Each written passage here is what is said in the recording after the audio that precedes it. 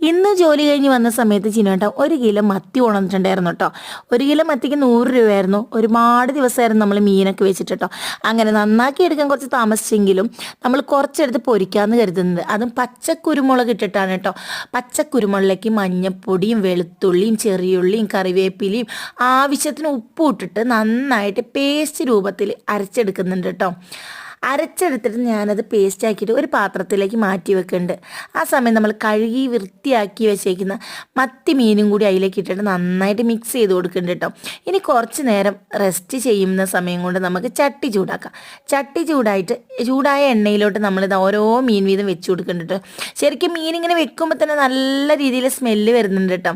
ഇങ്ങനെ നമ്മൾ ഇടയ്ക്കൊക്കെ പൊരിക്കാറുള്ളൂ. ഇങ്ങനെ പൊരിക്കുന്നത് ഇവിടെ എല്ലാവർക്കും നല്ല രീതിയിൽ ഇഷ്ടമാണ് കേട്ടോ.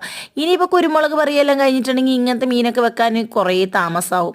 അതുകൊണ്ട് അതെല്ലാം പൊരിച്ച് ഒന്ന് ടേസ്റ്റ് ചെയ്ത് നോക്കുമ്പോഴേക്കും അച്ചൂസ് എത്തിയിട്ടുണ്ടോ. അവനും ടേസ്റ്റ് ചെയ്യണമെന്ന് അവന് ടേസ്റ്റ് ചെയ്ത് നോക്കുമ്പോഴേക്കും എൻ്റെ കൈ ചെറുതായിട്ട് പൊള്ളിപ്പോയി കേട്ടോ. അപ്പോൾ ഇനി അടുത്തത് ഫുഡ് കഴിക്കലാണ് കേട്ടോ. അപ്പോൾ രാവിലത്തെ നമ്മുടെ കറി ഉള്ളതുകൊണ്ട് മീൻ കറിയൊന്നും വെച്ചിട്ടുണ്ടായിരുന്നു. രാവിലെ തേങ്ങ അരച്ച മത്തൻ കറി ഉണ്ടായിരുന്നു. അതുപോലെ തന്നെ വഴുതനങ്ങ ഫ്രൈ ചെയ്തിട്ടുണ്ടായിരുന്നു.